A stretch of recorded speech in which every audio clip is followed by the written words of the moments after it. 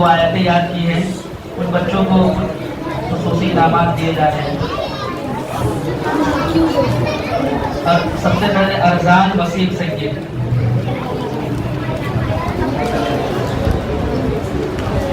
عبداللہ افضل صدیقی، عبید اللہ افضل، رومان اشتیاق، عبدالرقیب عبدالصبور، نذیر شکیل، ذکرہ رضوان، عائشہ افضل، فہد واجد، زینب واجد،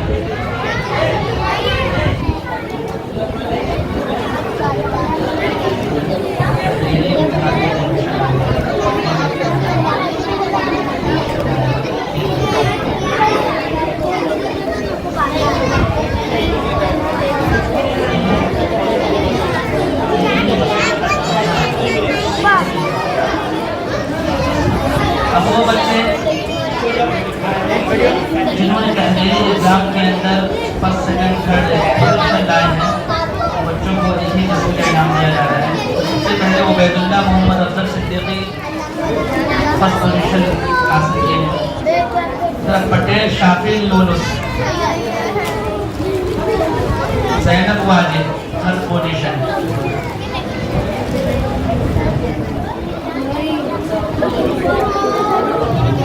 اس کے بعد وہ بچے جنہوں نے آج اس پروگرام کے اندر تقریریں پیش کی ہیں ان بچوں کے درمیان انعامات تقسیم کیے جائیں گے.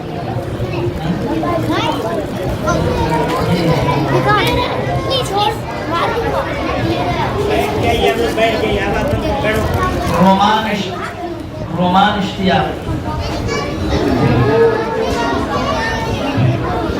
عبید اللہ افضل صدیقی، عظمیٰ سعید شیخ، عظمیٰ سعید شیخ، زینب واجد،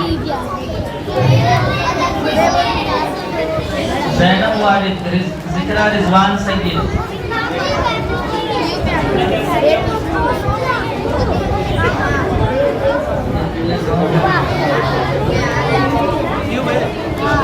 اور ایک اور ہے فہد واجد.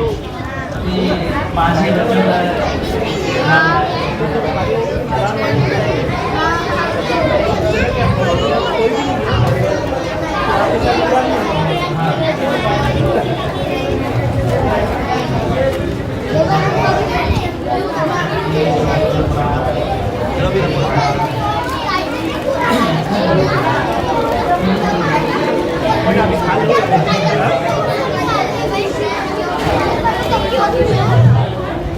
وہ بچے جنہوں نے احادیث یاد کی ہے تربیتی سبق کیمپ کے اندر احادیث یاد کی تھی. مؤذن صاحب نے جو بچوں کو احادیث یاد کرائی تھی اور جو بچے نے احادیث یاد کیے تھے ان بچوں کو انعام دیا جا رہا ہے. شیخ یحییٰ طاہر، شیخ یحییٰ طاہر، مریم عبد الواجد، مریم عبد الواجد، عائشہ یوسف، عاطفہ محمد ساجد، عاطفہ محمد ساجد، شفا عبد الصبور، شفا عبد الصبور، شفا شیخ ثانیہ سعید، شیخ ثانیہ سعید، سائمہ عرفان اللہ، سائمہ عرفان اللہ،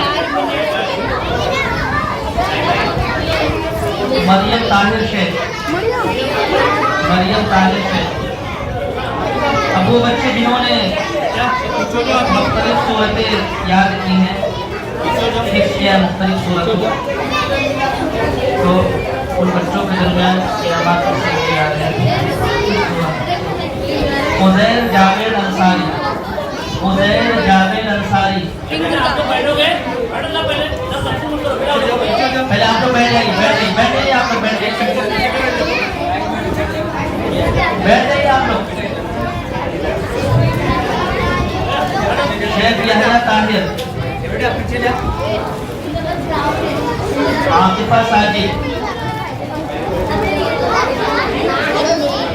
شیخ مریم عبد الواجد، شفا عبد الصبور،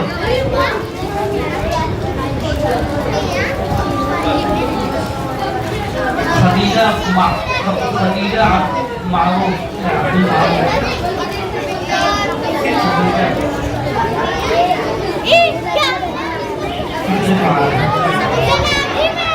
تو بچے جنہوں نے دعائیں یاد کی، اسلامی دعائیں،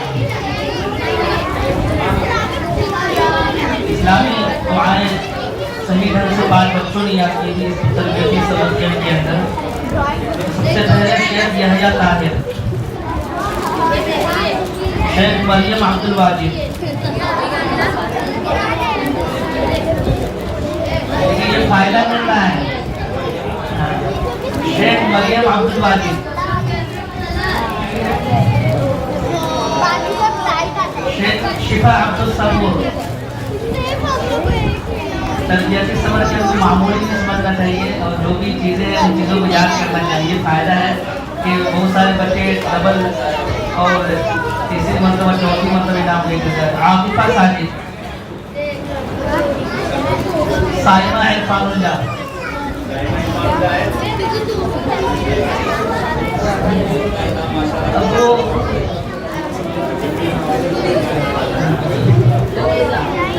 وہ دو بچے جنہوں نے اسلامی دعاؤں، چند اسلامی دعاؤں کے ترجمے یاد کیے، جیسے کلمہ طیبہ کا ترجمہ، کلمہ شہادت کا، جزاک اللہ خیرہ کا ترجمہ. تو وہ کل 3 بچے ہیں.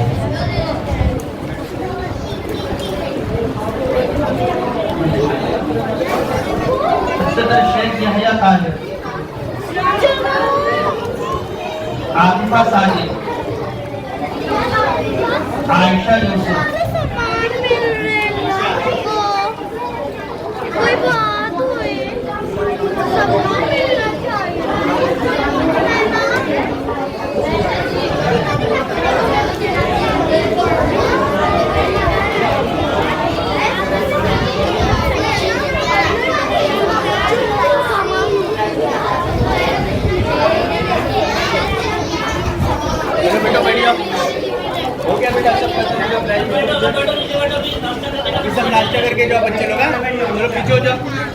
عبداللہ فرحان سید کو انعام دیا جا رہا ہے.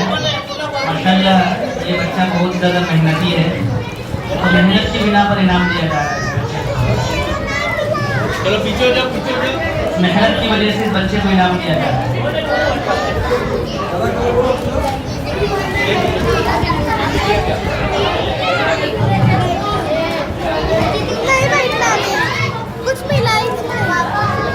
جزاک اللہ خیر و احسن الجزاء. الحمدللہ یہ تربیتی سمر کیمپ ہم لوگ کا یہ پہلا تربیتی کیمپ تھا. سبھی بچوں نے ماشاءاللہ بہت محنتیں کی اور ان کے والدین بھی تعریف کے لائق ہیں کہ انہوں نے اپنے بچوں کو اس سمر کیمپ میں بھیجا. لیکن تربیتی کیمپ سے مجھے تھوڑی شکایت محسوس ہو رہی ہے. بچے فرما بردار نہیں دکھ رہے، بچے فرما بردار نہیں دکھ رہے ہیں. یہ تربیتی کیمپ کی ناکامی نہیں ہے. میں بتاؤں، آپ لوگ اپنے استاد کی بات نہیں سن رہے ہیں، بڑوں کی بات نہیں سن رہے ہیں. تربیتی کیمپ سے کیا سیکھے آپ لوگوں نے؟ سب خیال کریں اس بات کا کہ جو آپ لوگ کو بڑے حکم دے رہے ہیں اس کی فرما برداری کریں. تربیتی کیمپ سے اصل سیکھ یہی سب لینی ہے کہ ہم اپنے والدین کی فرما برداری کریں، اپنے گھر کے بڑوں کی فرما برداری کریں. معاشرے میں جو بڑے لوگ رہتے ہیں ان کی باتوں کو غور و فکر سے سنیں، ان کی باتوں پہ عمل کریں.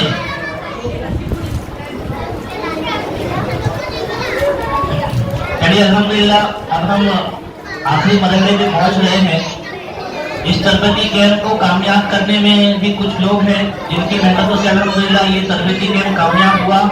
آپ کے بچوں نے الحمدللہ کچھ سیکھا ہے تو ان کی حوصلہ افزائی کے لیے مسجد کے ذمہ داروں کی طرف سے کچھ ہدیہ ہے جو انشاءاللہ مسجد کے ذمہ دار جو ہیں وسیم سید انشاءاللہ وہ پیش کریں گے. تو میں وسیم سید کو دعوت دوں کہ وہ آئے اور جو تحفہ ہے وہ لوگوں میں پیش کریں.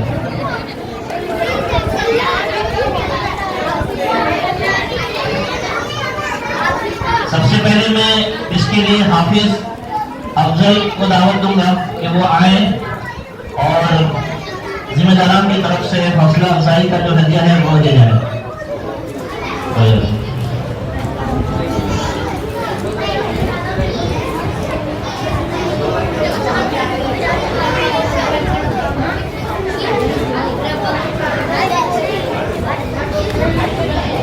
ہمارے مسجد کے جو مؤذن صاحب ہیں ماشاءاللہ وہ بھی بچوں کی تربیت میں لگے رہتے ہیں, بچوں کی تربیت میں بہت محنت کی انہوں نے, ان کی بھی حوصلہ افزائی الحمدللہ ہم کرنے کی کوشش کر رہے ہیں. ان سے بھی گزارش ہے کہ وہ آئے اور تحفہ لیں. ہمارے علماء اکرام جن کی سرپرستی میں الحمدللہ ہم تمام دینی خدمات کو انجام دے رہے ہیں, ذمہ داران کی طرف سے چھوٹا سا ہدیہ ان کے لیے بھی پیش کیا جا رہا ہے.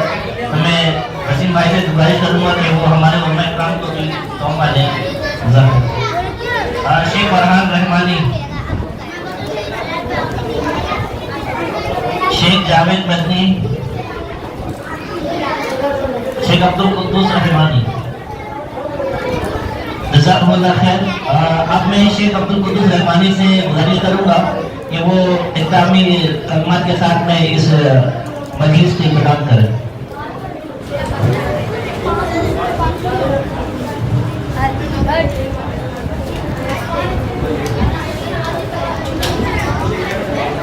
السلام علیکم ورحمۃ اللہ وبرکاتہ.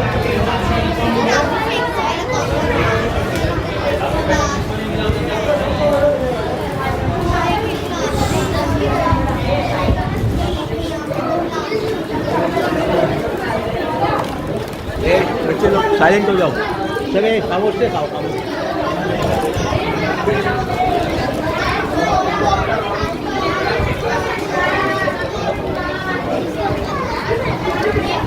السلام علیکم ورحمۃ اللہ وبرکاتہ. اگر آپ لوگ کچھ سن رہے ہیں تو میں کچھ کہوں, ورنہ کہنے کی کوئی ضرورت نہیں ہے. اگر بچے کچھ سن رہے ہیں, بچے کے جو یہاں پر ذمہ دار ہے وہ کچھ سن رہے ہیں تو میں کچھ کہوں, ورنہ کوئی ضرورت نہیں ہے کہنے کی.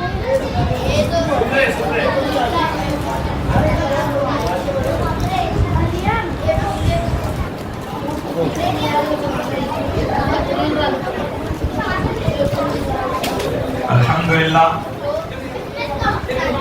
یہ جو مسجد ہے اور ساتھ ہی ساتھ یہ مدرسہ بھی ہے. آخری بات جو میں کہنا چاہتا ہوں خاص طور سے ذمہ داران سے, بہت پہلے ڈاکٹر علامہ اقبال رحمۃ اللہ علیہ نے ایک بات کہا تھا, کہا تھا اے دنیا والوں میری بات غور سے سن لو, ان مدرسوں کی ٹوٹی ہوئی چٹائیوں کو اسی حال پر چھوڑ دو, اسی حال پر رہنے دو. میری آنکھوں نے وہ بھیانک اور عبرتناک منظر بھی دیکھا ہے اندلس کا, کہ اگر ان مدارس کا وجود اس وقت ہوتا تو اندلس کا وہ حال نہیں ہوتا جو میری آنکھوں نے دیکھا ہے.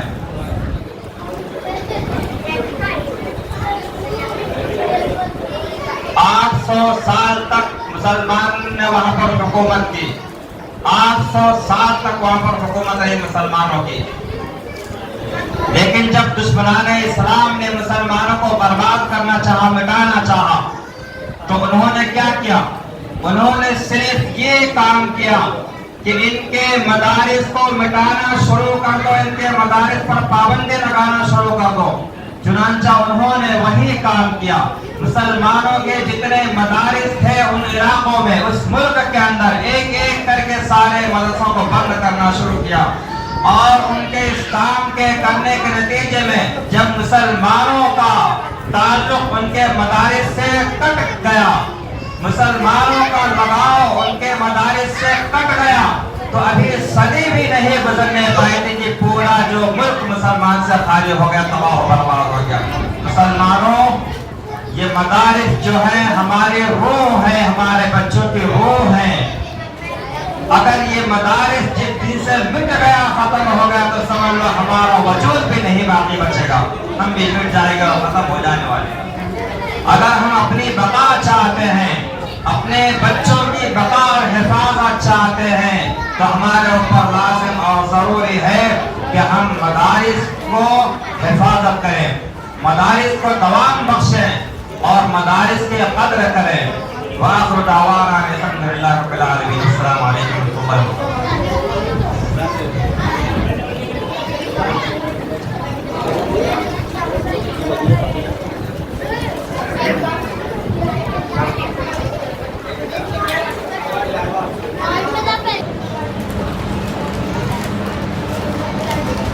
السلام علیکم ورحمۃ اللہ وبرکاتہ۔ الحمدللہ وحدہ والصلاة والسلام علی من لا نبی بعدہ، اما بعد۔ خیرکم من تعلم القرآن وعلمہ۔ تمام قسم کی حمد و ثنا، کبریائی اور بڑائی اس خالق کائنات مالک ارض و سما کے لیے لائق و زیبا ہے جو کہ ہمارا مربی و پالنہار ہے۔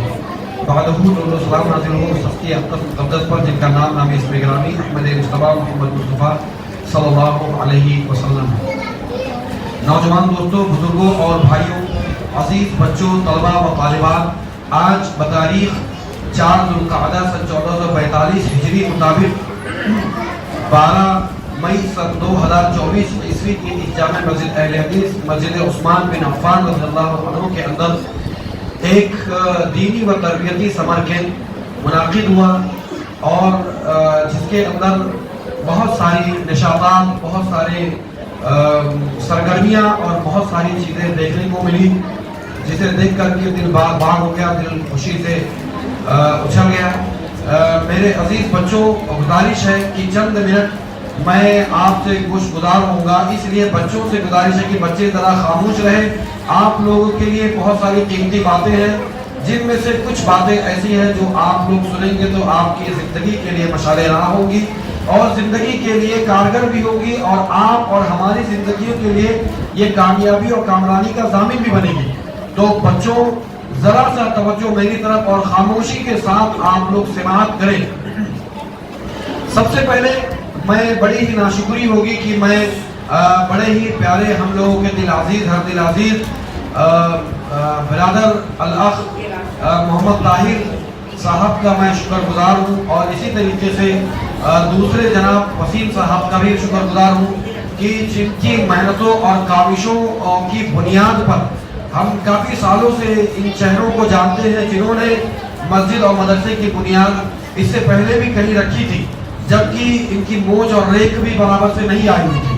اس وقت سے یہ لوگ دین اسلام کی محنت اور لگن میں لگے ہوئے تھے، اور انہوں نے مسجد اور مدرسے کی بنیاد بھی رکھی۔ اس کے بعد جا کر کے آج ہم دیکھتے ہیں کہ آج وہ صاحب اولاد بھی ہو گئے ہیں، اور ان کی محنت اور کاوشوں کا نتیجہ ہے کہ آپ ہمارے سامنے بچوں کو دیکھ رہے ہیں، اور یہ بچے آج ہمارے سامنے اس سمر کیمپ منعقد کیا گیا اور ایک مسجد کی شکل بھی دی گئی، مسجد و مدرسہ عثمان بن عفان، جس کے لیے ایک اور عمارت بھی خریدی گئی۔ تو بڑے ہی یہ لوگ قابل تحسین قدم ہیں، اور ان لوگوں کے لیے یہ ایک بہت بڑا ذخیرہ آخرت بھی بنے گا انشاءاللہ العزیز۔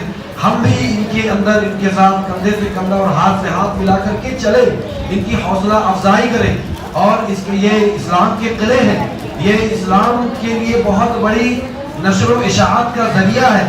میرے عزیزوں اور بچوں، یہ ایک بنیاد رکھی گئی ہے، ایک بنیادی جگہ ہوتی ہے جہاں سے بچوں کا ذہن کھلتا ہے، اور بچے یہاں سے جو تعلیم حاصل کر کے جاتے ہیں، یہ ان کی زندگی کے لیے بہت ہی اہم وقت ہوتا ہے، جہاں سے یہ بچے ان چیزوں کو لے کر کے بڑے ہوتے ہیں، جوان ہوتے ہیں، اور یہاں تک کہ قبر میں بھی چلے جاتے ہیں۔ تربیت، جب ہم خود بھی صاحب اولاد ہو گئے تو ہمیں احساس ہوا کہ تربیت جو ہوتی ہے بچے پیدا ہونے سے لے کر کے وہ بچے والدین کے لیے اس وقت تک ہوتے ہیں جب تک کہ وہ جوان ہو کے بڑھاپے میں بھی چلے جاتے ہیں، یہاں تک کہ قبر میں چلے جاتے ہیں۔ تو تربیت کئی طریقوں سے ہوتی ہے۔ ایک، بچہ جب ماں کے دودھ سے لگ کر کے بچہ جب دودھ چھوڑتا ہے اور اس کے بعد اس کی انگلی پکڑ کر کے والدین اسے اسکول اور کالج اور مدرسے کے اندر لاتے ہیں، وہ بھی ایک تربیت کا طریقہ ہوتا ہے. کئی ادوار سے، کئی مراحل سے یہ بچے گزرنے کے بعد جا کر کے سماج اور معاشرے میں کسی لائق ہوتے ہیں. آج ہم نے بچوں کی تقریریں سنی، کچھ بچوں نے اپنی یعنی جو بھی تھا بچوں کے علمی ان کی مستوی، اس لحاظ سے انہوں نے بچوں نے یہاں لا کر کے اپنی طاقت و قوت کی بنیاد پر یہاں بچوں نے بیان کیا. بڑے ہی قابل تحسین ہے اساتذہ کرام سے لے کر کے والدین، اور کہ انہوں نے ان بچوں کو تیار کیا بہت ہی مختصر وقت کے اندر، اور بچے آ کر کے یہاں کھڑے ہو کر کے اس لائق ہوئے. میرے عزیزوں، یہ بہت بڑی بات ہے، یہ بنیاد بنتی ہے. آج باطل افکار و نظریات آپ دیکھیں، شیخ نے بھی بتلایا، تھوڑی دیر پہلے بھی شیخ نے بتلایا کہ ہم ریلز چلاتے ہیں، ہم ویڈیو چلاتے ہیں، ایسی چیزیں بہت ساری ہوتی ہیں جو سماج اور معاشرے کو برباد کرنے کے لیے ہوتی ہے. آپ دیکھیں کہ چھوٹے سے بچے جو ابھی بولنے کے لائق بھی نہیں ہوئے، وہ ڈانس کر رہے ہیں، ناچ رہے ہیں، گا رہے ہیں. یہ ان کے مستوی ہے، یہ ان کی افکار، یہ ان کے نظریات ہے. لیکن ہمارا اسلام، ہمارا منہج، ہمارا طریقہ کتاب و سنت والا ہے. ہمیں اسلام کیا سکھاتا ہے؟ ہمیں اسلام سکھاتا ہے اقرا. پہلی چیز جو سکھاتا ہے وہ تعلیم دیتا ہے، اقرا پڑھو. اے نبی کو بھی تعلیم دی گئی، اقرا بسم ربک الاعلی، ہے نا. اور اسی طریقے سے میں آپ حضرات کے درمیان ایک عظیم حدیث رکھنا چاہوں گا جو اللہ کے نبی جناب محمد رسول اللہ صلی اللہ علیہ وسلم نے، اور میں اپنی بات کو ختم کروں گا، وہ حدیث میں ضرور آپ حضرات کے درمیان رکھوں گا کہ تربیت اللہ کے نبی صلی اللہ علیہ وسلم نے کیسی دی. میں نے آپ حضرات کے درمیان رکھا خیرکم من تعلم القرآن وعلمہ. تم میں سب سے بہترین ہے. بہت سارے قسم کی بہترین لوگ ہوتے ہیں، لیکن اللہ کے نبی صلی اللہ علیہ وسلم نے فرمایا خیرکم من تعلم القرآن وعلمہ. تم میں سب سے بہترین ہے وہ جو قرآن کو سکھائے اور سیکھے. سب سے بہترین جماعت وہ ہے میرے بچوں. تو یہ بہت ہی بنیادی چیز ہے کہ بچوں کو قرآن کی تعلیم دی جائے.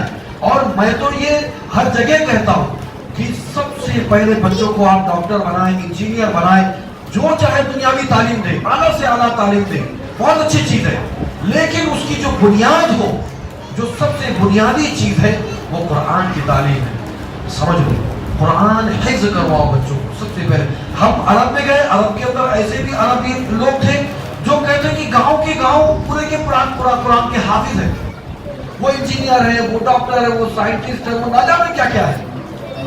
لیکن وہ لوگ بتلا رہے کہ ہمارے گاؤں کے گاؤں پورے کے پورے حافظ قرآن. کیوں؟ اس لیے کہ ان بچوں کو بنیادی طور پر قرآن کی تعلیم دی جاتی ہے. آج یہ بہت ہی ضروری ہے کہ باطل افکار و نظریات کے لوگ اور اسلام، آپ کیا سمجھتے ہیں کہ یہ مسلمانوں سے نفرت کرتے ہیں، یہ مسلمانوں سے بغض و عناد رکھتے ہیں؟ نہیں، ہرگز نہیں، ہرگز بات ایسی نہیں ہے. بات اصل یہ ہے کہ وہ اسلام کی تعلیم، وہ اسلام اور قرآن اور احادیث سے انحراف کرنا سکھلاتے ہیں.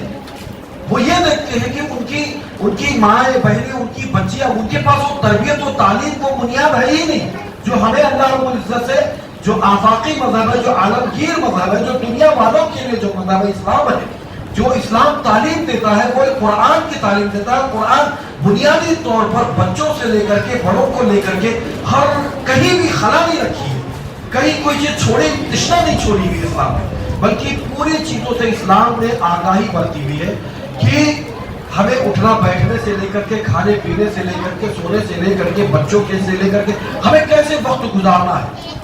اور وہ اسلام جو ہمیں پردے کا حکم دیتا ہے، بچیوں کو ہم بنیادی طور پر پردے کا حکم دیتے ہیں، انہیں سکھلاتے ہیں، جیسے آپ دیکھ رہے ہیں.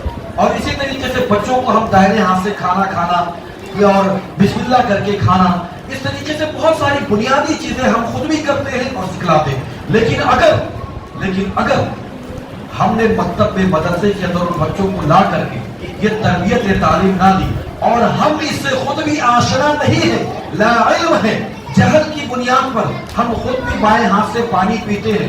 اور جب وہ بچہ آپ تھوڑا یہ بات اچھی طریقے سے سمجھ لیں کہ جتنے بھی بچے یہاں موجود ہیں، وہ بچوں کے جو نظریات جو ان کی نظر میں ہوتے ہیں، والدین ان کے لیے سب سے بڑے ہیرو ہوتے ہیں، سب سے بڑے ہیرو ہوتے ہیں، وہ آئیڈیل اور نمونہ ہوتے ہیں. تو تو ہمیں چاہیے کہ ہم سب سے پہلے اپنے بچوں کے لیے آئیڈیل اور نمونہ بنے. ہم کون سی زبان ان کے سامنے استعمال کر رہے ہیں, ہم ان کے سامنے ادب اور اخلاق اور تہذیب سے بیٹھ رہے ہیں کہ نہیں بیٹھ رہے. ہم ایسے ہی آڑے ٹیڑھے لباس پہن کر کے ہم گھر کے اندر موجود ہیں. بچے بہت سارے ہمارے ہی جسموں کے ایسے خد و خال کو دیکھ کر کے سوال کرنے لگتے ہیں کہ یہ کیا چیز ہے, یہ کیا چیز ہے. تو ہمیں چاہیے کہ ہم ایسے لباس کو بھی, ایسی چیزوں کو بھی پہنے جو بچوں کے لیے ان کے ذہن کی جو نشو نما ہو رہی ہے ان کی تربیت اسی طریقے سے ہو جیسا کہ ہم اپنے اندر اپنے اخلاق اور آداب کو بچوں کے سامنے پیش کرتے ہیں. تو میرے عزیزوں, اسلام نے, اللہ کے نبی صلی اللہ علیہ وسلم نے جو بنیادی چیز جو بچے کو تعلیم دی, دیکھیں آپ کیسی, وہ حدیث کتنی پیاری ہے.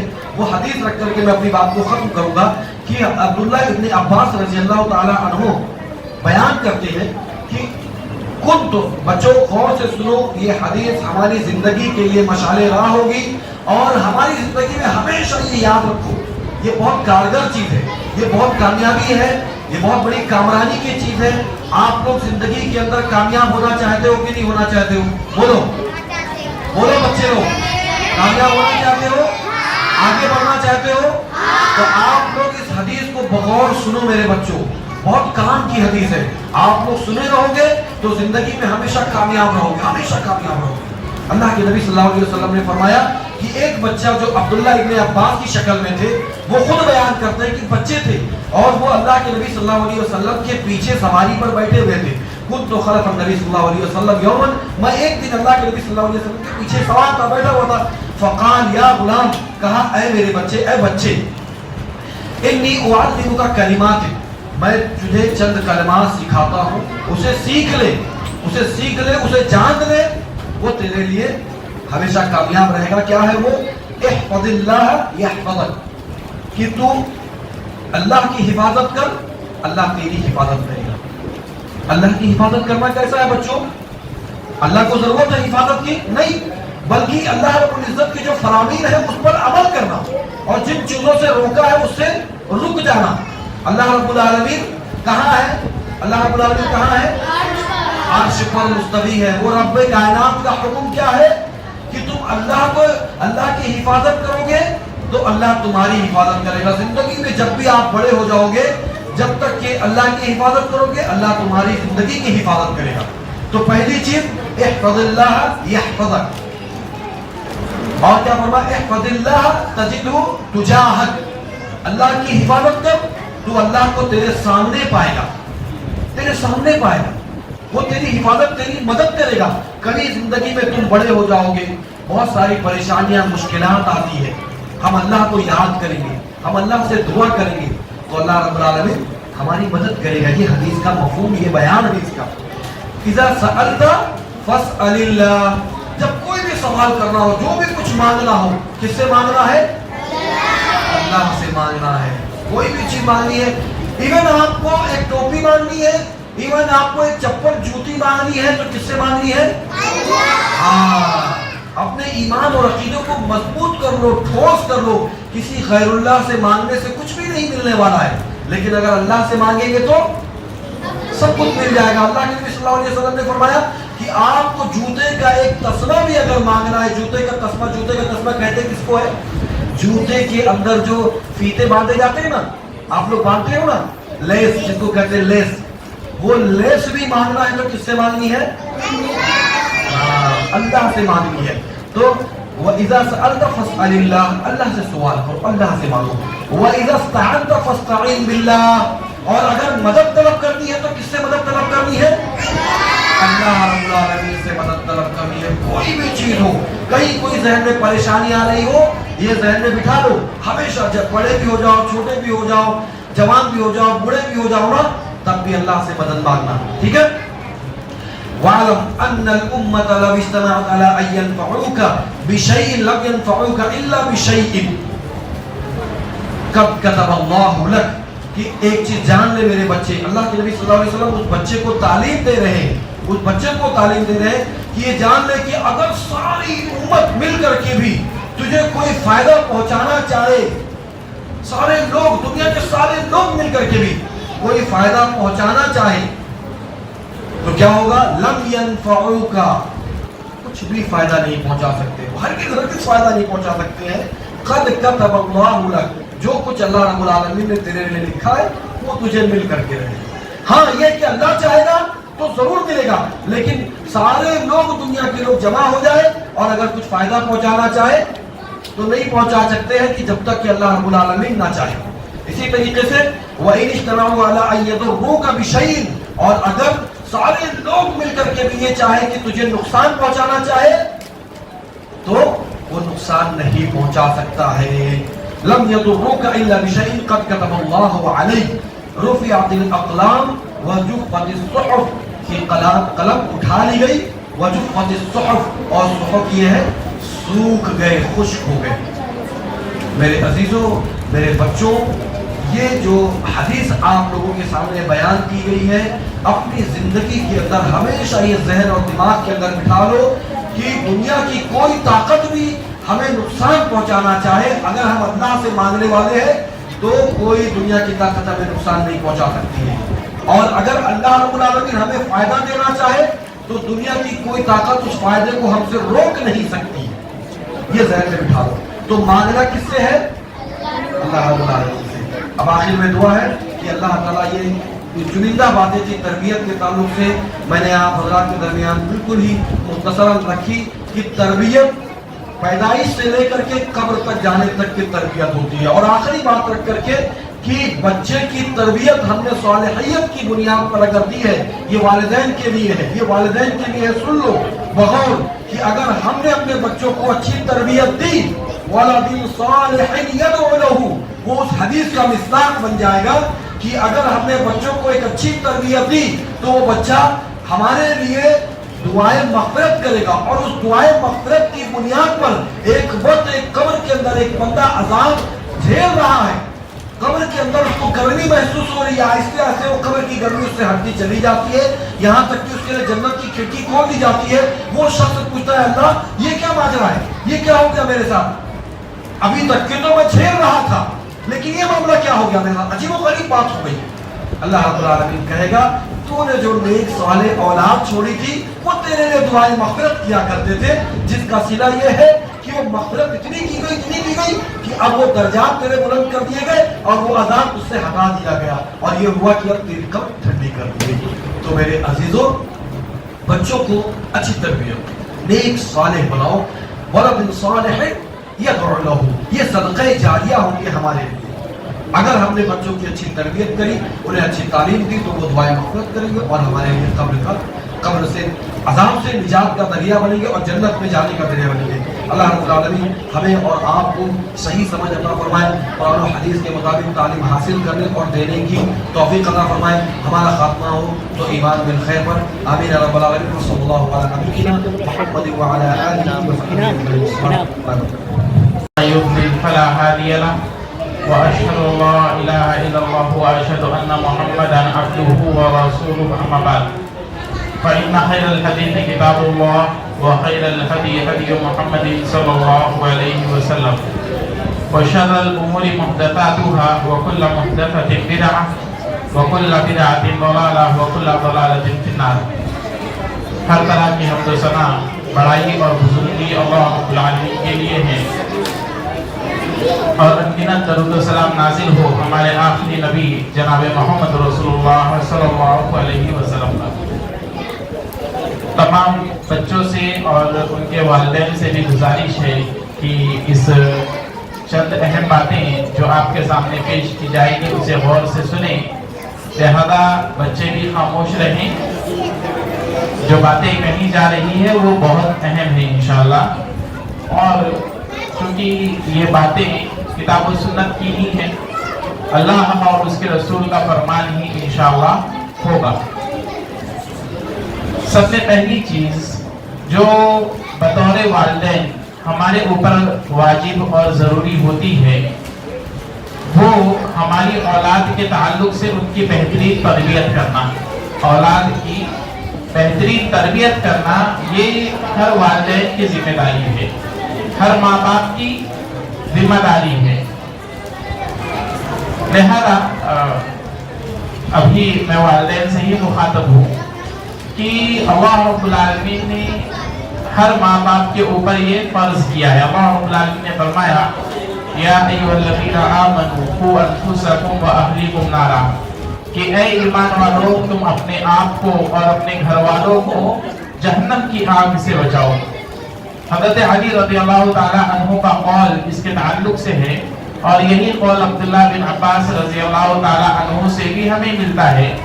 کہتے ہیں علموہ وادبوہ، انہیں علم سکھاؤ اور انہیں ادب سکھاؤ. ہم دنیا کی تعلیم یا دنیا کا فن سکھانے کے لیے اپنی اولاد کے لیے بہت ہی لگن محنت ہر طرح سے کوشش کرتے ہیں کہ کس طرح سے ہم انہیں دنیا کے اندر کامیاب بنا دیں. کون سی زندگی جو صرف زیادہ سے زیادہ 60 سال یا 70 سال یا اس سے کوئی زیادہ آگے چلا گیا، ورنہ عام طور سے اللہ کے رسول صلی اللہ علیہ وسلم نے یہی فرمایا کہ میری امت کی عمر 60 سے 70 سال کے درمیان ہے. تو ہم اس زندگی میں اپنی اولاد کو کہ ان کو آگے چل کر کے کوئی پریشانی نہ ہو، کوئی تکلیف نہ ہو، ہم اس کے لیے کوشش کرتے ہیں. لیکن ہم وہ زندگی جو ہمیشہ والی زندگی ہے، ہم نے اپنی اولاد کو ان کی اس زندگی کو کامیاب بنانے کے لیے ہم محبت کرتے ہیں اپنی اولاد سے. ہم چاہتے ہیں کہ ان کو دنیا کے اندر معمولی سی بھی تکلیف نہ پہنچے. لیکن کیا کبھی آپ لوگوں نے یہ غور کیا ہے، ہم اپنی بات کر رہے ہیں، میں باہر نہیں جاؤں گا، میں انہی لوگوں کی بات کر رہا ہوں جو اس مجلس میں موجود ہیں. کیا آپ لوگوں نے، ہم نے کبھی غور کیا ہے کہ ہماری اولاد جہنم کی آگ سے بچ جائے؟ اس کے لیے آپ کتنی کوشش کرتے ہیں، آپ کتنی دین کی تعلیم، کیونکہ دین کی ہی تعلیم ہے جو انہیں اس چیز سے بچا سکتی ہے. جہنم کی آگ سے بچانے والی چیز شریعت ہی ہے، دین ہی ہے. اگر وہ لوگ دین کے مطابق عمل نہیں کریں گے، زندگی بسر نہیں کریں گے، تو کیسے انہیں آخرت میں کامیابی ملے گی؟ تو کیا کبھی آپ نے اس کے لیے غور و فکر کیا ہے؟ آپ نے انہیں نماز کا طریقہ کتنا بہتر طریقے سے سکھانے کی کوشش کی. الحمدللہ یہ سمر کیمپ منعقد کیا گیا، اس کے اندر آپ نے سوچا کہ بچے اسکول نہیں جا رہے ہیں، ٹیوشن نہیں ہے، چلو بھیج دیتے ہیں، تو یہ تو آپ نے 10 دن کا گزارا چلو کر لیا. لیکن جو بچے اسکول جاتے ہیں، جب ان کی تعلیم، جب ان کا دنیاوی تعلیم، یا یہ کہیے کہ جب آپ ان کو فن سکھانے کے لیے، کوئی تعلیم نہیں ہوتی ہے، دنیا کو کیسے گزارنا ہے اس کا فن وہاں پر ہوتا ہے کہ کسی کو کچھ کاریگری آ جائے گی، کسی کو کوئی ہنر آ جائے گا، کوئی مہارت کسی چیز میں پیدا ہو جائے گی تاکہ وہ دنیا کے اندر آگے چل کر کے جب بڑا ہو تو وہ کوئی کسی چیز کے قابل ہو، کسی قابل ہو. تو آپ اس کو دنیا سے سکھا رہے ہیں، آپ نے کتنا انہیں تعلیم دی ہے. تو ہم کوشش تو یہ کرتے ہیں کہ ہم 60 سال کی زندگی بہتر بن جائے، اس کے لیے پوری کوشش کرتے ہیں، لیکن ان کی آخرت کی زندگی بہتر بنے اس کے لیے آپ پورا سال کتنی کوشش کرتے ہیں. الحمدللہ مسجد میں جو ہمارے چھوٹے بچے ہوتے ہیں، دیکھیے چھوٹے بچے جو ہوتے ہیں، یہ ان کی سوچ اور فکر ایسی ہوتی ہے کہ آپ انہیں جو یاد کرا دے وہ یاد رہتا ہے. آپ خود اپنے بارے میں غور کریں کہ آپ نے بڑے ہونے کے بعد بھی کئی ساری چیزیں یاد کی ہوگی، لیکن آپ کے والدین نے مکتب میں بھیج کر کے یا کسی مولانا کو گھر پر بلا کر کے یا علاقے میں جیسے بھی آپ نے جو دعائیں یاد کی ہوگی بس اتنا ہی آپ کو مضبوطی سے یاد ہوگا. لیکن باقی چیزیں کیا ہے، بہت کمزور یا کچی ہوتی ہے. تو اس عمر میں زیادہ سے زیادہ آپ اہتمام کریں کہ آپ اپنے بچوں کو دین کی بھی تعلیم دیں، کیونکہ یہی وہ چیز ہے جو ان کی آخرت کو کامیاب بنا سکتی ہے. اور ایک چیز کہ یہ تعلیم صرف اور صرف آخرت کو کامیاب بنانے والی نہیں ہے، بلکہ آخرت کے ساتھ ساتھ ان کی دنیا کو بھی کامیاب بنائیں گے. انہیں اخلاق سکھائے، انہیں آداب سکھائے. یہ تمام چیزیں کہاں سکھائے جائیں گے؟ یہ تمام چیزیں مسجد اور مدارس جو ہوتے ہیں وہیں پر یہ چیزیں سکھائی جاتی ہے اور وہیں پر لوگ سیکھتے ہیں.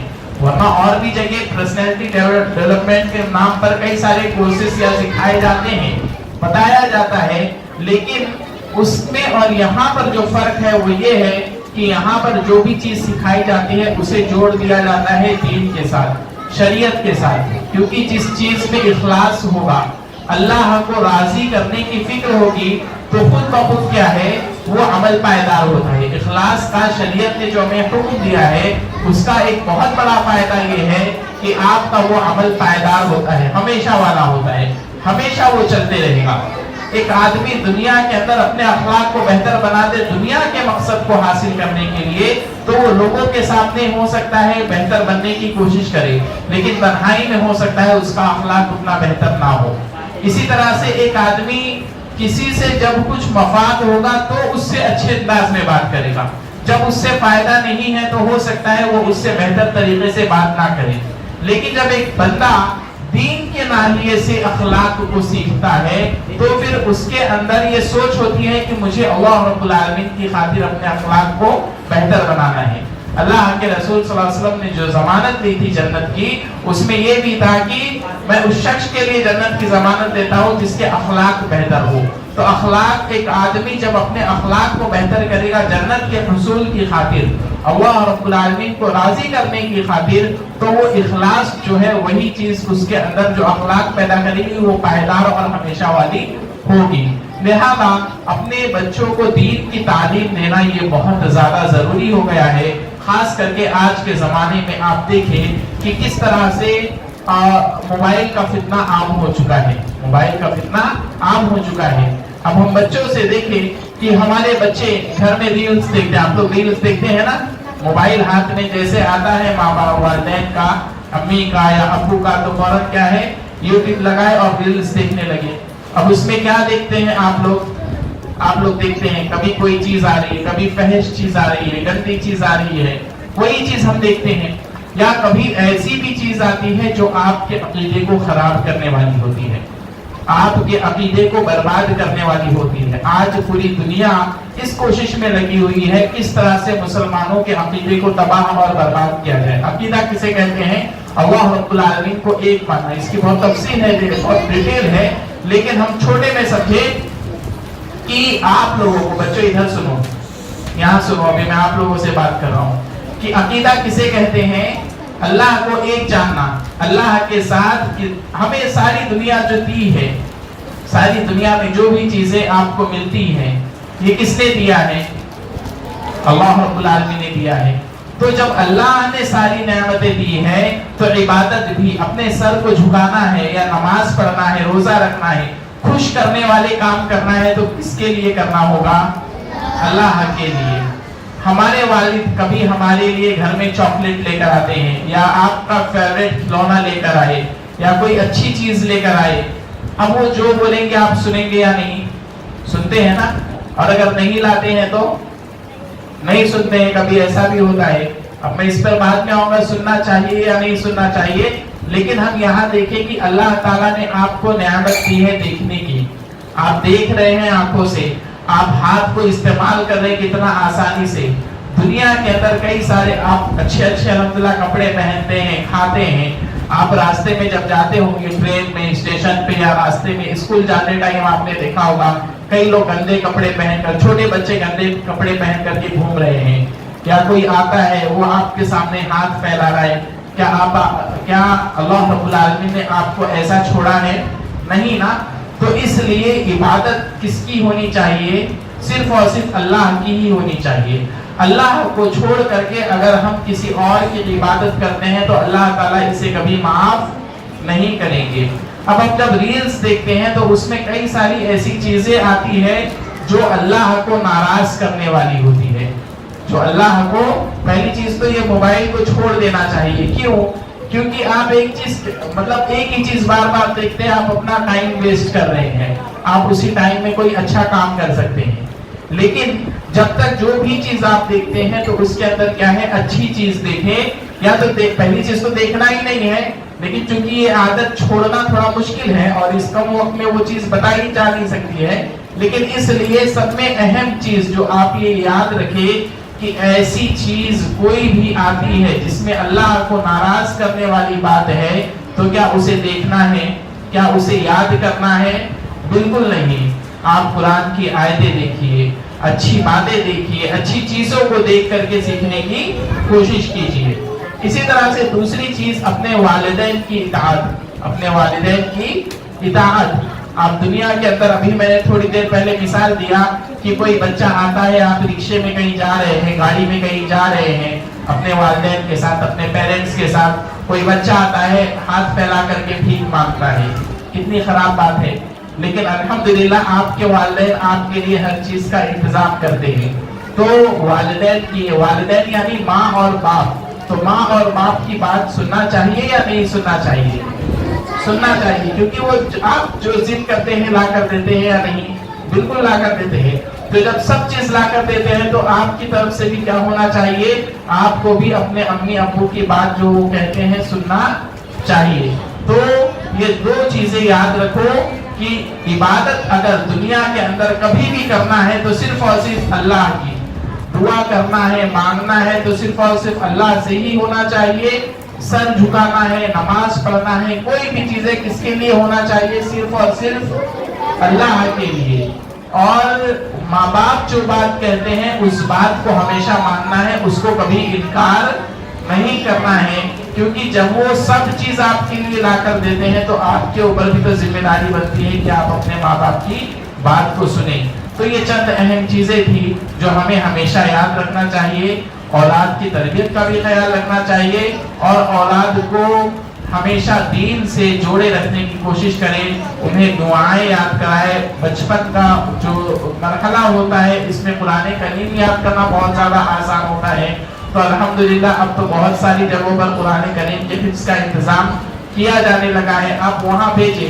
ایسا نہیں ہے کہ ضروری نہیں ہے کہ مدرسے میں 3 سال میں یاد ہوتا ہے تو آپ کا بچہ بھی 3 سال میں یاد کرے. 10 سال لگ سکتا ہے, ہو سکتا ہے پہلی سے آپ نے شروع کیا 10ویں تک پہنچتے پہنچتے اسے پورا قرآن کریم یاد ہو جائے, لیکن اس میں پابندی ضروری ہوگی اور یہ کہ آپ کا شوق اور جذبہ. ویسے اتنا وقت تو نہیں لگتا ہے, 5 سے 6 سال میں بھی الحمدللہ کئی لوگ ہیں جنہوں نے قرآن کریم کو یاد کر لیا ہے. تو آپ کے قریب میں جو بھی ایسی جگہ موجود ہو جہاں پر بچے قرآن کریم یاد کر سکتے ہیں تو ضرور ان کو قرآن کریم یاد کرانے کا اہتمام کریں. یہ چند اہم باتیں تھی. اللہ رب العالمین سے دعا ہے کہ اللہ رب العالمین ہمیں شریعت کے مطابق عمل کرنے کی توفیق عطا فرمائے. آمین. وآخر دعوانا الحمدللہ رب العالمین. السلام علیکم ورحمۃ اللہ وبرکاتہ.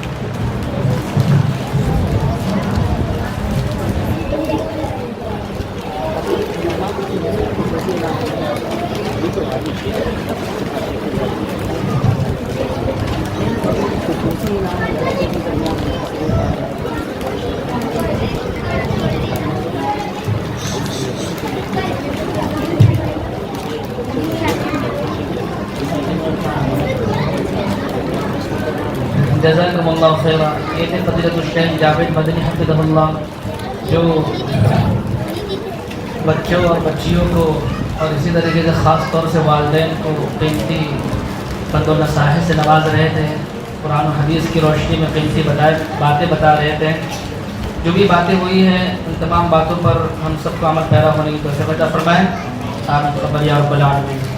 اس کے بعد فضیلت الشیخ تحریری ایگزام کے اندر فرسٹ اور سیکنڈ اور تھرڈ پوزیشن حاصل کرنے والے بچے کا نام لکھا گیا, اور اسی طریقے سے بچوں کا تقریری ایگزام بھی ہوا تھا. مثال کے طور پر سورہ بقرہ کی آخری 2 آیتیں یاد کرنے کے لیے بچوں کو کہا گیا تھا. الحمدللہ بہت سارے بچوں نے سورہ بقرہ کی آخر کی 2 آیات یاد کی اور اپنے استاذ کو سنائی.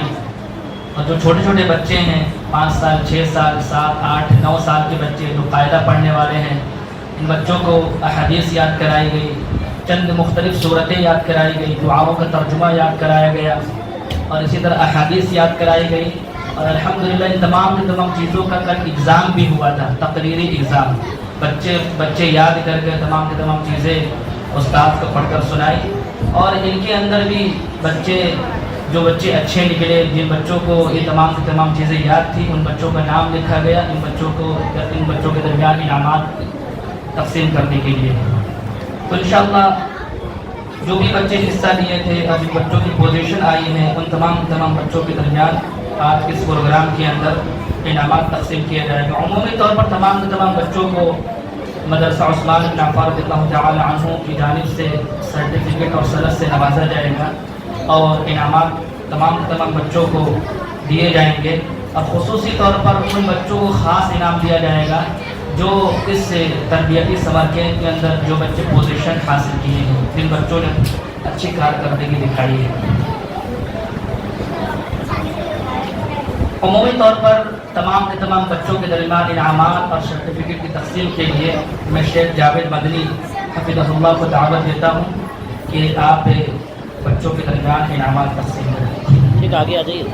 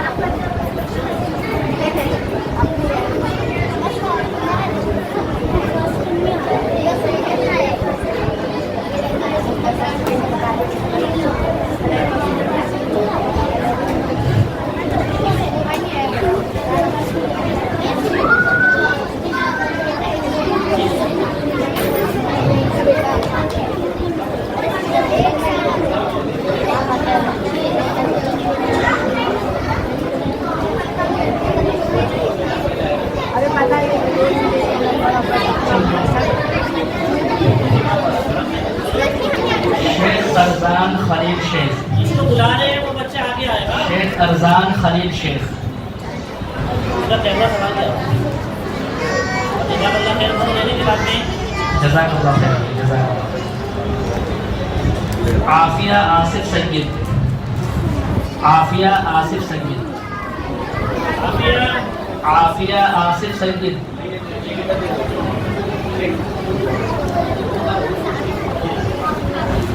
سدرہ محمد احمد صدیق،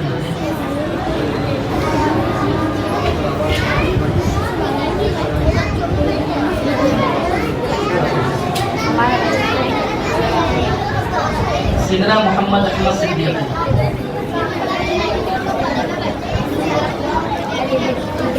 مدثر شیخ حکیم طالب، مدثر شیخ حکیم طالب،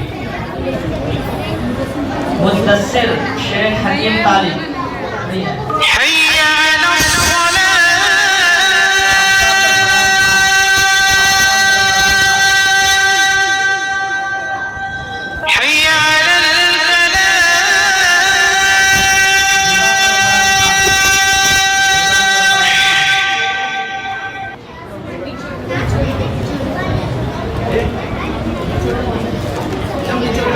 کہکشاں آصف شیخ، کہکشاں آصف شیخ،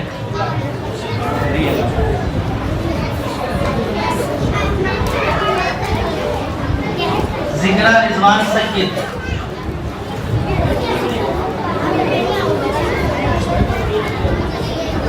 فہد والد شیخ، فہد والد شیخ، شافین یونس پٹیل، شافین یونس پٹیل،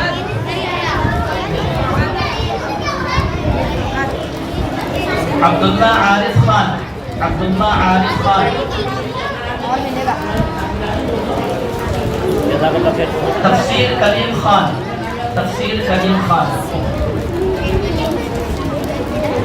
عنایہ وسیم سید، عنایہ وسیم سید، سلطان سلیمان سید، سلطان سلیمان سید،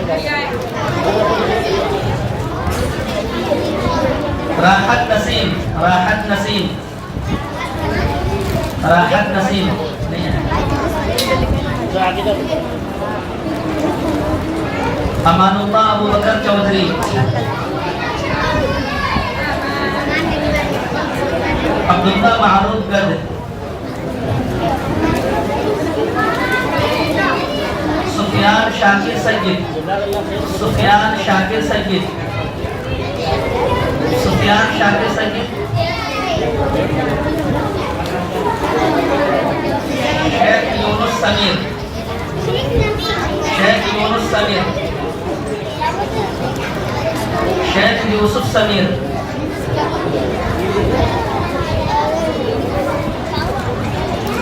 زلیرہ رضوان سید، زلیرہ رضوان سید،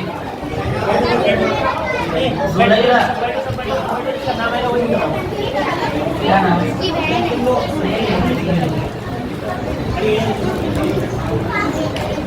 اب اس کے بعد میں شیخ فرحان رحمانی حفظہ اللہ کو دعوت دیتا ہوں کہ آپ آئے. ارے آ جائیے آ جائیے آ جائیے. خدیجہ بشر احمد صدیقی، خدیجہ بشر احمد صدیقی،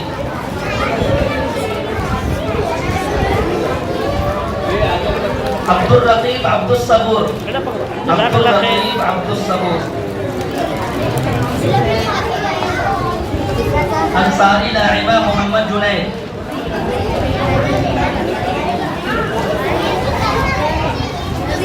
شیخ علی حمزہ محمد اویس شیخ، شیخ علی حمزہ نہیں آئے،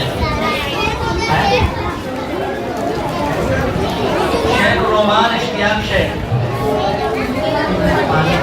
یہ بیٹا ہٹ جا ہٹ جا ہٹ آگے جا آگے جا آگے جا بیٹا آگے جا. ارزان وسیم سید،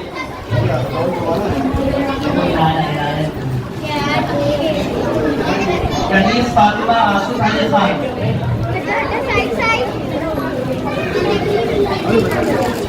مریم عبداللہ شیخ، مریم عبداللہ شیخ،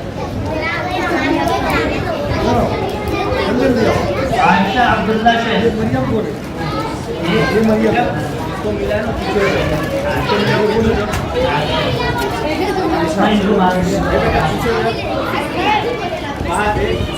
خان شاہینہ شین خان،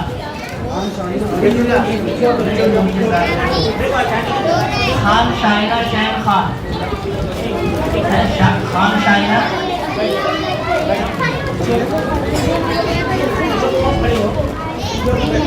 خان علیشہ عارف خان،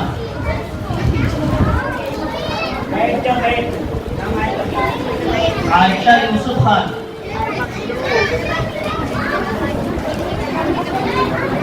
خان نذیر شکیل احمد،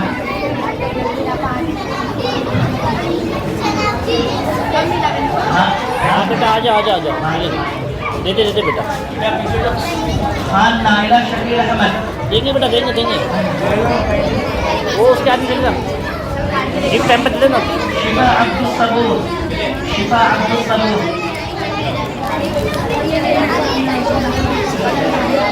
عدنان اکبر انصاری، عدنان اکبر انصاری، حسین محمد احمد، حسین محمد احمد، زینب واجد شیخ،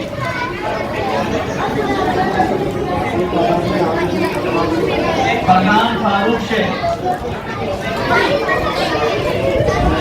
فرحان فاروق شیخ، ارم فاروق شیخ، ارم فاروق شیخ،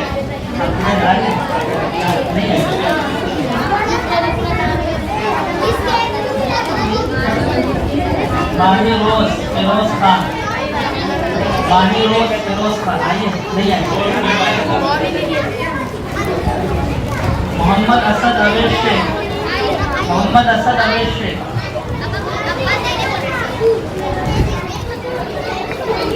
عظما سعید شیخ، عظما سعید شیخ،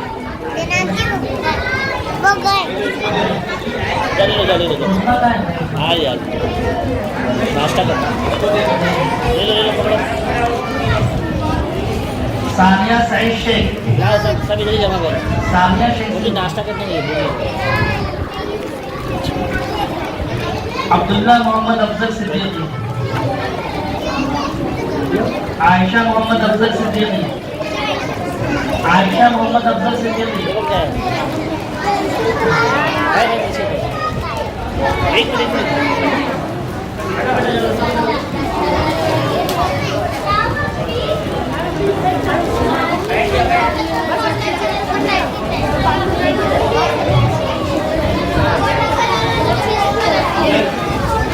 اللہ محمد افضل صدیقی، انصاری محمد صلاح الدین، انصاری محمد صلاح الدین، مریم واجد شیخ،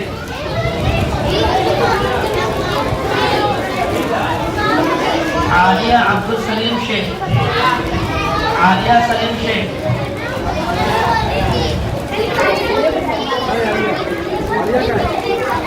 انصاری عزیر جاوید، انصاری عزیر جاوید،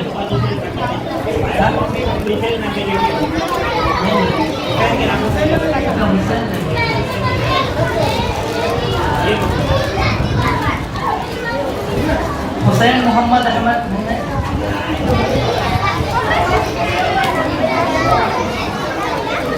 سائمہ عرفان اللہ خان، سائمہ عرفان اللہ خان،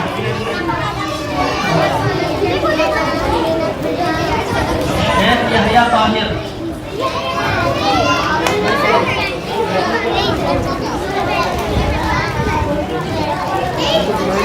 شیخ مریم طاہر،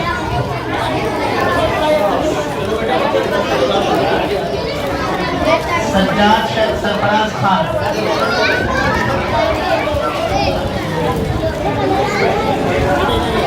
زہیب صغیر شیخ، زہیب صغیر شیخ، زہیب صغیر شیخ، توصیف کریم خان، توصیف کریم خان، آمینہ سلیم شیخ،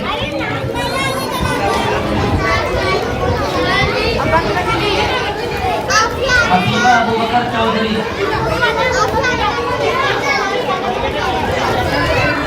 آفتاب حسین فیروز خان،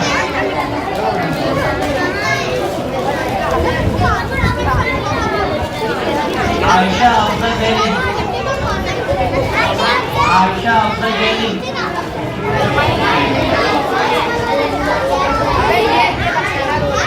شیخ عاطفہ صادق شیخ،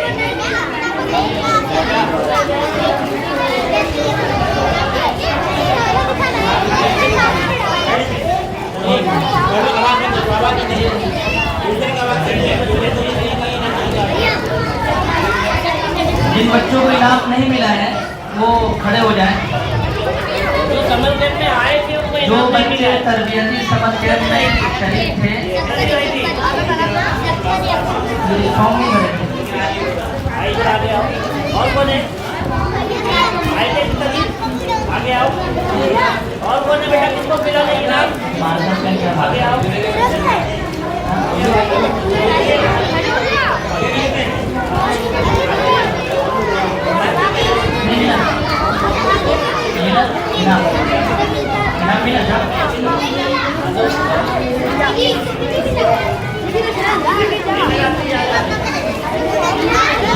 جو بچے تربیتی سمر کیمپ میں شریک تھے حصہ لیے تھے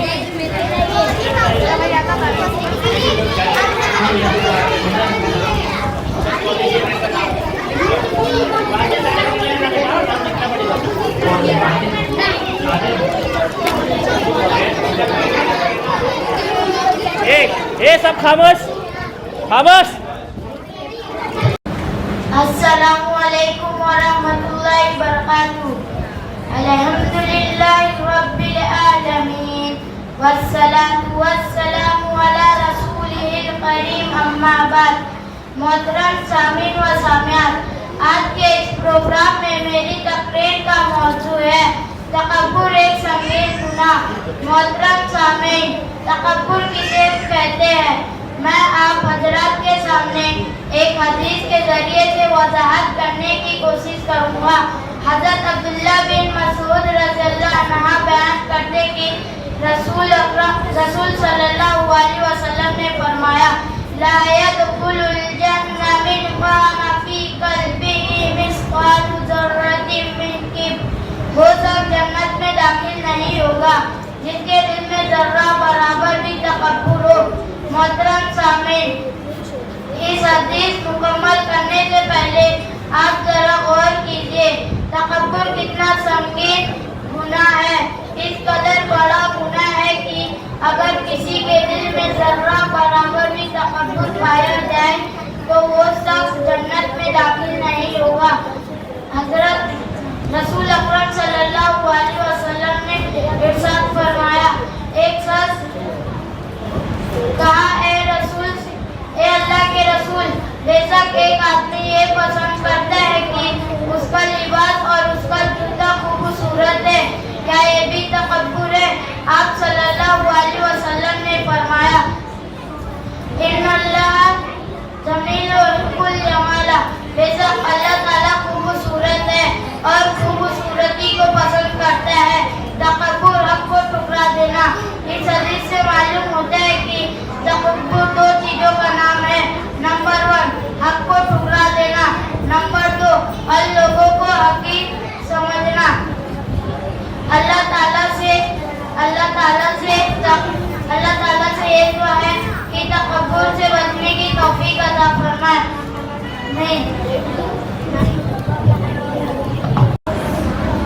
अस्सलामु अलैकुम व रहमतुल्लाहि व बरकातहू। मोहतरम सामाईन, अल्हम्दुलिल्लाहि रब्बिल आलमीन, अस्सलातु वस्सलाम अला रसूलिल करीम, अम्मा बाद। मोहतरम सामीन व सामियात, आज इस प्रोग्राम में मेरी तकरीर का उन्वान है तौबा व इस्तिग़फ़ार के फ़वाइद। मोहतरम सामाईन, हम में से हर शख्स खताकार और गुनाहगार है, लेकिन खताकारों में बेहतर वो है जो सबसे ज्यादा तौबा करने वाला हो। हज़रत अनस रज़ियल्लाहु तआला अन्हु बयान करते हैं, हज़रत मोहम्मद सल्लल्लाहु अलैहि वसल्लम ने इरशाद फरमाया, हज़रत आदम अलैहिस्सलाम की सारी औलाद इंतहाई खताकार है और खताकारों में बेहतर वो है जो सबसे ज्यादा तौबा करने वाला हो।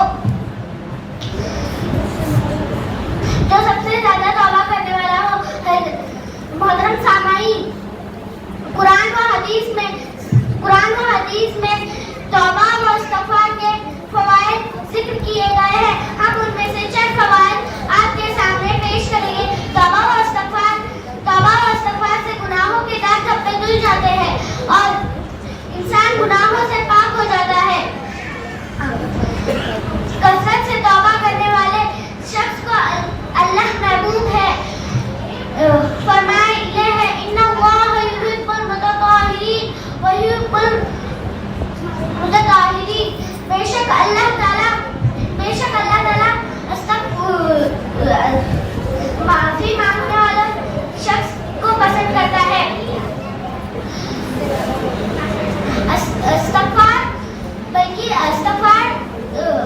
फरिश्ते भी दुआए मग़फ़िरत पढ़ते हैं। लहज़बा ज़रूरत है कि हम अल्लाह के सामने बहुत ज़्यादा इस्तिग़फ़ार करें और आखिर में अल्लाह ताला से दुआ है कि अल्लाह ताला हमें तौबा व इस्तिग़फ़ार करने की तौफ़ीक़ अता फरमाए। आमीन या रब्बल आलमीन। व मा अलैना इल्ला सलाम। अस्सलामु अलैकुम व रहमतुल्लाहि व बरकातहू। मोहतरम साहब, अल्हम्दुलिल्लाह रब्बिल आलमीन वस्सलातु वस्सलामु अला रसूलिल करीम, अम्मा बाद। मोहतरम सामाईन व सामियात, आज के इस प्रोग्राम में मेरी तकरीर का मौजू है हसद, एक मुख़्तलिफ़ बीमारी। मोहतरम सामाईन, दिल की बीमारियों में से एक खतरनाक बीमारी हसद है और जो शख्स इस बीमारी में मुब्तला होता है उसकी ज़िंदगी इंतहाई नाखुशगवार होती है। हसद ऐसी बीमारी है कि दीगर बीमारियों की बिना पर जन्म लेती है या दीगर बीमारियों को जन्म देती है। मसलन नापसंदीदगी, नफरत, भूख, दुश्मनी, हसरत, अल्लाह की क़ज़ा व कुदरत पर नाराज़गी, डिप्रेशन, गम और परेशानी वगैरह। हसद किसे कहते हैं? साहिबे नेमत से नेमत छीन जाने की तमन्ना करना उसे हसद कहते हैं। मसलन कोई शख्स के हाथ में उम्दा खूबसूरत घड़ी देखे तो वो उसे ना पसंद करे और वो तमन्ना करे कि काश वो घड़ी उसके पास ना हो। मोहतरम सामाईन, अल्लाह ताला ने कुरान मजीद में और रसूल अकरम सल्लल्लाहु अलैहि वसल्लम ने अपने मुतअद्दिद हदीस मुबारक में हसद की मज़म्मत फरमाई है।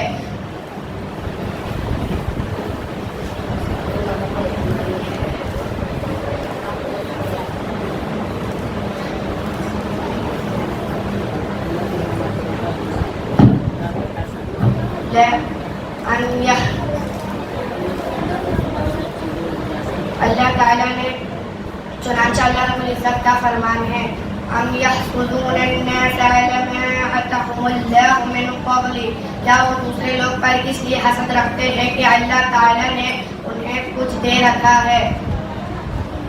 اللہ کے نبی صلی اللہ علیہ وسلم نے فرمایا لا تحاسدوا، تم ایک دوسرے سے حسد نہ کرو۔ اسی لیے رسول اکرم صلی اللہ علیہ وسلم نے اسے بہت ہی خطرناک بیماری قرار دیا ہے، جس کی وجہ سے حاسد اپنے دین سے ہٹ ہو بیٹھتا ہے۔ آخر میں اللہ تعالیٰ سے دعا ہے کہ حسد جیسی مختلف بیماری سے بچنے کی توفیق عطا فرمائے، آمین۔ وما علینا الا البلاغ۔ السلام علیکم ورحمۃ اللہ وبرکاتہ۔ السلام علیکم ورحمۃ اللہ وبرکاتہ۔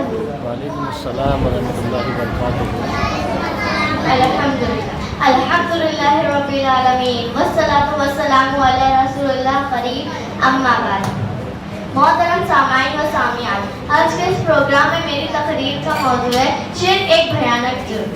محترم سامعین، سب سے پہلے ہم یہ جاننے کی کوشش کریں گے شرک کسے کہتے ہیں۔ شرک کا مفہوم یہ ہے کہ اللہ تعالیٰ کے علاوہ کسی اور کو خالق و مالک یا رازق، عبادت میں سے کوئی عبادت غیر اللہ کے لیے بجانا۔ محترم سامعین، شرک اللہ کے نزدیک ایک بھیانک جرم ہے، جیسے کہ قرآن و حدیث میں اس لیے بار بار منع کیا گیا ہے اور اس کی مختلف انداز اس کی تردید کی گئی ہے۔ شرک ایک بھیانک جرم ہے، جیسے کہ اللہ تعالیٰ کا فرمان ہے ان الشرک لظلم عظیم، یقیناً شرک بہت بڑا جرم ہے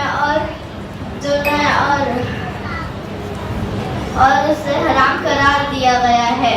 اللہ تعالیٰ کا فرمان ہے وَهُوَ اللَّهُ وَلَا تُشْرِكُوا بِهِ شَيْئًا، اور صرف اللہ تعالیٰ کی عبادت کرو، اس کے ساتھ کسی اور کو شریک نہ بناؤ۔ شرک اللہ کے نزدیک ایک بہت بڑا جرم ہے۔ قرآن و حدیث میں اس لیے بار بار منع کیا گیا اور اس کی مختلف انداز اس کی تردید کی گئی ہے۔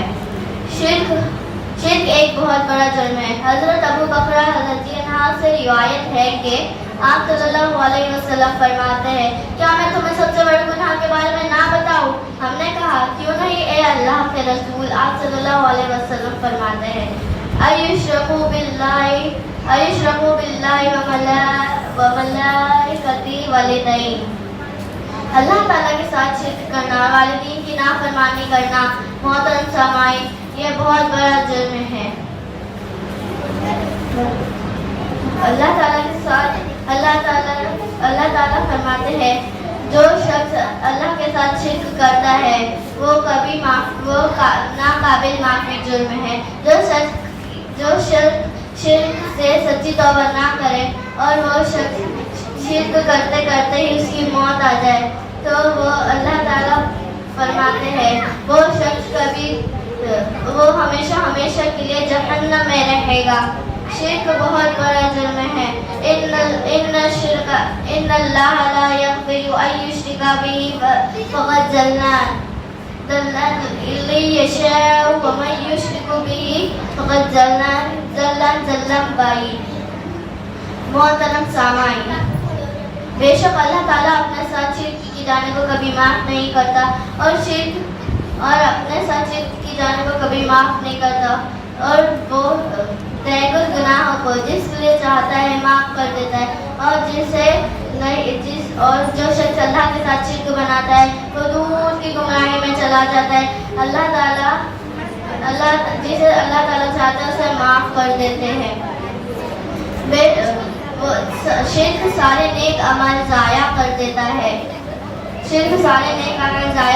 ہے۔ غرات ہو جاتے ہیں، نماز، روزہ، حج، زکوٰۃ، الغرض یہ کہ اللہ تعالیٰ کے سامنے ان کی کوئی عزت اور وہ قیمت نہیں ہوتی۔ آخرت میں میری دعا ہے کہ اللہ تعالیٰ سے کہ وہ ہم سب کو شرک کرنے سے بچائے، توفیق عطا فرمائے، آمین۔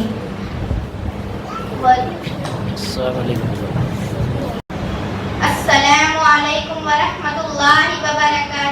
الحمدللہ رب العالمین والصلاة والسلام علی رسول الکریم، اما بعد۔ محترم سامعین و سامعات، آج کے اس پروگرام میں میری تقریر کا موضوع ہے مرد و زن کا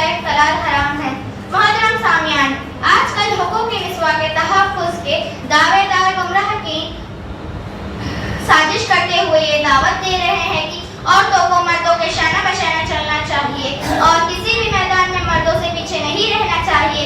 حالانکہ یہ دعوت عورتوں کو بربادی کی طرف دھکیلنے کے برابر ہے، کیونکہ اس کے پیچھے دعوت داروں کا مقصد عورتوں کی ترقی نہیں بلکہ ان کا اصل مقصد یہ ہے مردوں کے لیے عورتوں کو شکار کرنا آسان ہو جائے اور جو شخص جب چاہے جہاں چاہے جیسے چاہے اپنے دامی فریب میں گرفتار کر کے اس کی عزت کو تار تار کر دے، جیسے کہ بسط افسوس آج کل ہو رہا ہے. ہمارے بہنوں کو یہ یاد رکھنا چاہیے کہ آپ صلی اللہ علیہ وسلم نے مردوں کے لیے عورتوں کو سب سے خطرناک فتنہ قرار دیا ہے اور آپ صلی اللہ علیہ وسلم نے فرمایا جب کوئی مرد کسی اجنبی عورت کے ساتھ خلوت میں ہوتا ہے تو ان کے ساتھ تیسرا شیطان بھی ہوتا ہے. یہی وجہ ہے کہ عورت اور مرد دونوں کا اختلاط عورت اور مرد دونوں کے لیے باعث فتنہ ہے اور ان سے دونوں کا دین و ایمان خطرے میں پڑ جاتا ہے. یہی وجہ ہے کہ اللہ تعالیٰ نے اور آپ صلی اللہ علیہ وسلم نے ایسے تمام دروازوں کو بند کر دیا ہے جو مرد و زن کی اختلاط کی طرف لے جاتے ہیں. لہذا مسلمان خواتین کو یہ یاد اور قرآن و حدیث کے واضح دلائل کے سامنے اپنے آپ کو جھکا دینا چاہیے. آخر میں اللہ تعالیٰ سے دعا ہے کہ تمام خواتین مسلمان خواتین کو شیطان کے نقش قدم پر چلنے سے بچائے. آمین یا رب العالمین وما علینا الا البلاغ. السلام علیکم ورحمۃ اللہ وبرکاتہ. الحمد لله رب العالمين والصلاة والسلام على رسوله الكريم اما بعد. محترم سامعین و سامعات، آج کے اس پروگرام میں میری تقریر کا موضوع ہے نماز فجر کی اہمیت و فضیلت. محترم سامعین، اسلام میں نماز کا بہت بڑا مقام ہے. توحید کے بعد سب سے پہلا فریضہ نماز ہے اور اسی نماز کے تعلق سے قیامت کے دن سوال ہوگا. جس کی نماز درست تھی وہ تو کامیاب ہو جائے گا، جنت کا مستحق بن جائے گا، مگر جس کی نماز میں کوتاہی اور خرابی نکلی وہ بندہ ناکام ہو جائے گا اور اس کا ٹھکانہ جہنم ہے. گویا ہماری کامیابی کا راز محفوظ نماز قائم کرنے پر ہے. محترم سامعین، یوں تو تمام نماز ہم پر واجب ہے مگر 5 وقتہ نمازوں میں نماز فجر کا مقام و مرتبہ بہت بلند ہے. محترم سامعین، نماز فجر کی ادائیگی پر آپ صلی اللہ علیہ وسلم نے جنت کی بشارت فرمائی ہے. آپ صلی اللہ علیہ وسلم نے فرمایا من صلی البردین دخل الجنہ، جس نے ٹھنڈے وقت کی 2 نمازیں پڑھی یعنی فجر اور عصر تو وہ جنت میں داخل ہو جائے گا. دوسری حدیث میں آپ صلی اللہ علیہ وسلم نے فرمایا لن یلج النار احد صلی قبل طلوع الشمس وقبل غروبها، یعنی وہ بندہ کبھی جہنم میں داخل نہیں ہوگا جس نے طلوع آفتاب اور غروب آفتاب سے پہلے کی 2 نمازیں پڑھی یعنی فجر اور عصر. اور جو شخص فجر کی نماز پڑھتا ہے وہ اللہ کی حفاظت میں رہتا ہے. اللہ کے نبی صلی اللہ علیہ وسلم نے فرمایا من صلی الصبح فهو فی ذمۃ اللہ، یعنی جو شخص فجر کی نماز پڑھتا ہے وہ اللہ کی حفاظت میں رہتا ہے.